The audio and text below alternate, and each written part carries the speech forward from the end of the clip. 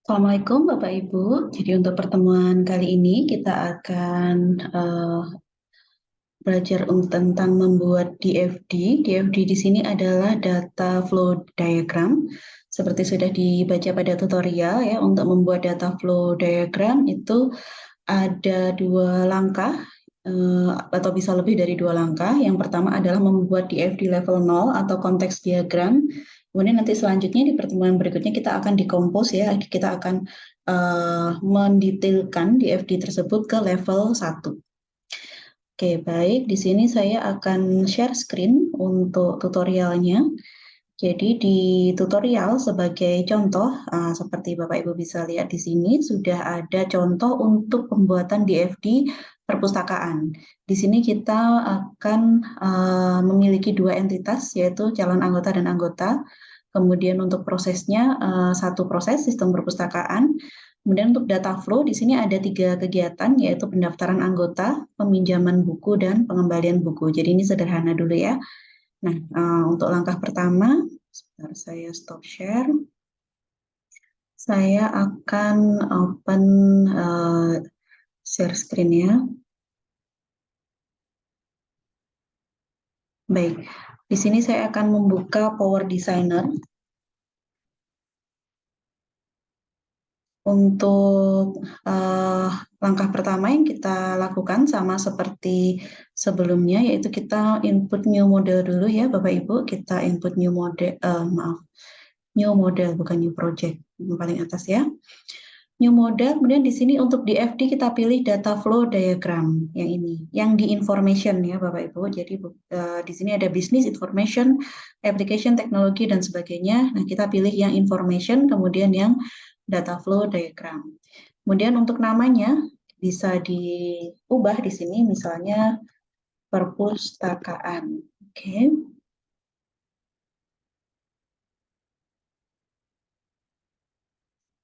Sudah muncul di sini. Kemudian untuk data simbol yang akan kita gunakan adalah yang ada di sini, yang ada di data flow diagram sebelah kanan. Nah, tadi kan ada dua entitas, entitasnya kita masukkan di sini, ada dua entitas. Kemudian ada satu proses, kita taruh di tengah saja, satu proses. Kemudian data flow, untuk data flow ada dua dari entitas 1 ke entitas 2.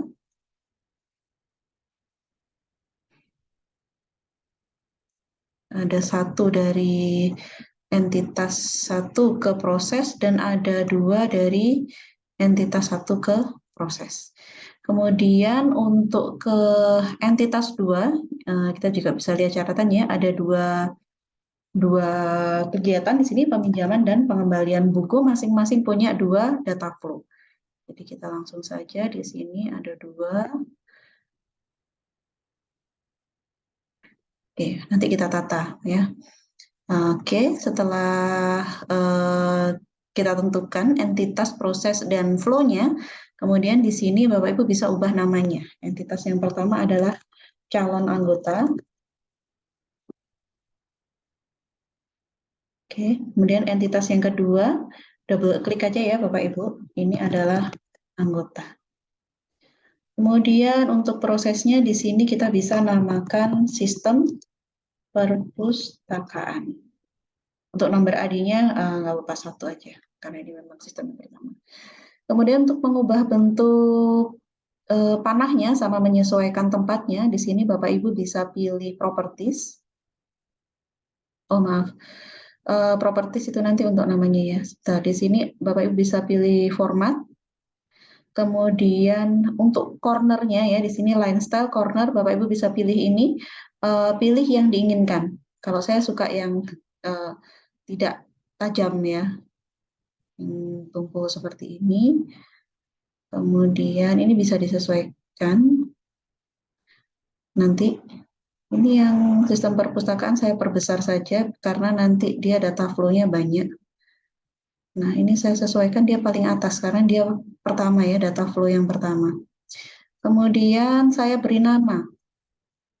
Untuk namanya di properties, Namanya di sini adalah apa tadi?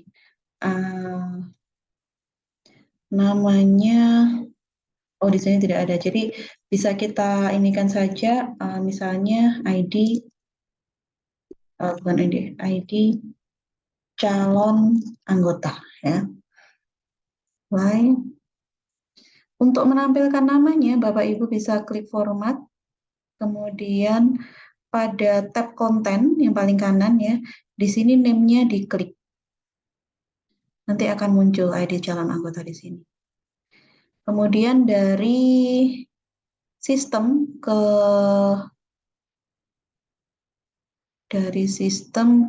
calon anggota. Ini biar kelihatan alurnya saya ginikan aja ya.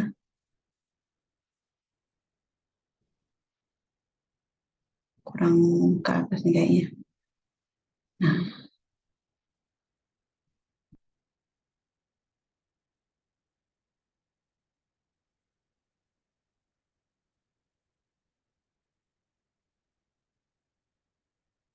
Nah, ini calon anggota, kemudian nanti di sini ada dua. Yang pertama ada ID anggota. Jadi ceritanya setelah diverifikasi di sistem nanti sistem akan memberikan ID anggota kepada si calon anggota. Ya, di sini untuk sudutnya juga saya sesuaikan, sekalian kontennya saya munculkan. Nah, ini namanya bisa disesuaikan. Kita taruh di sini misalnya.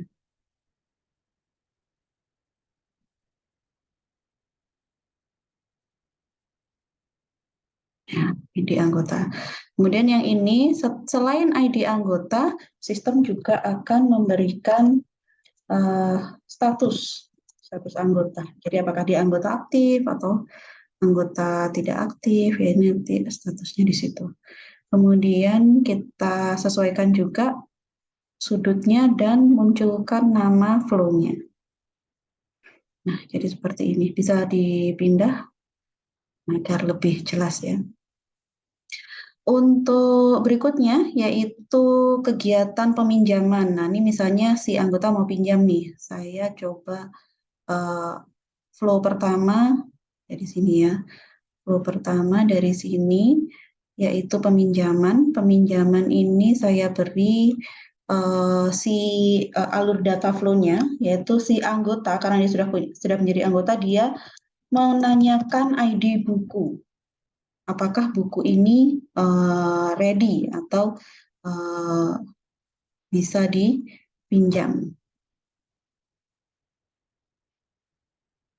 Ini saya mau samakan semua formatnya, jadi saya bisa klik shift. Ya, Bapak Ibu bisa klik shift, kemudian dipilih semua agar formatnya sama. Jadi nanti nggak satu-satu ya. Ini sudutnya, kemudian untuk kontennya belum ada semua, jadi belum bisa. Yang sudah ada konten baru yang ini, yang paling atas, yang bawahnya belum ada konten, sehingga tadi untuk kontennya nanti perlu kita sesuaikan. Oke, ini saya geser dulu.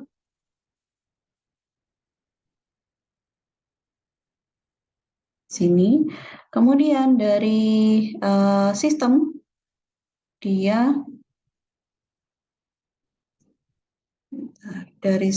dia memberikan informasi tentang, saya pindah titiknya. Nah, dia memberikan informasi tentang apa ya? Status peminjaman buku ya.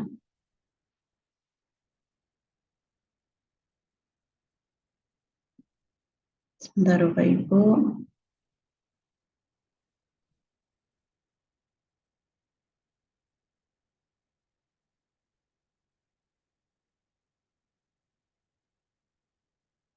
Sudah terlihat lagi ya status buku. Di sini saya beri nama.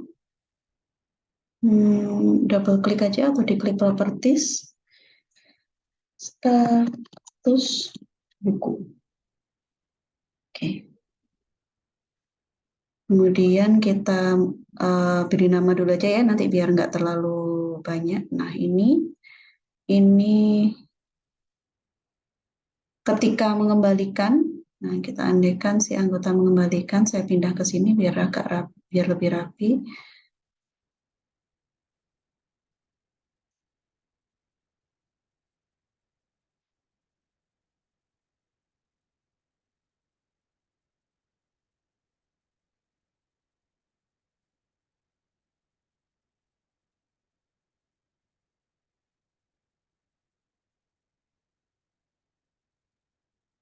Ini anggota saya kecilkan sedikit ya,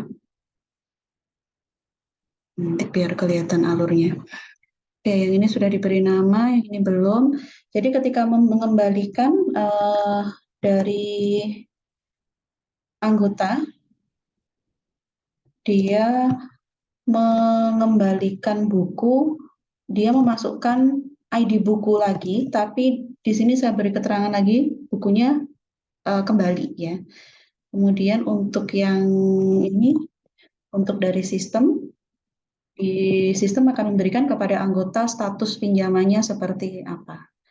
Nah, kemudian ini saya klik shift sama saya klik line atau flow yang ingin saya ubah formatnya. Saya mau memunculkan konten karena bisa harus satu-satu ya.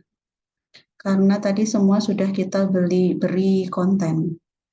Nah, ini kontennya kita munculkan, status buku kita ubah di sini biar kelihatan. Kemudian yang di sini adalah pada waktu mengembalikan ada ID buku yang kembalikan, saya geser ke sini. Kemudian di sini ada status.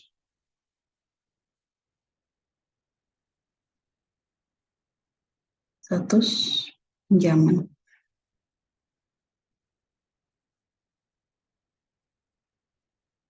Ya, kurang lebih seperti ini Bapak Ibu untuk ininya, untuk DFD level namanya. Ya, Bapak Ibu bisa ekspor dengan cara save as,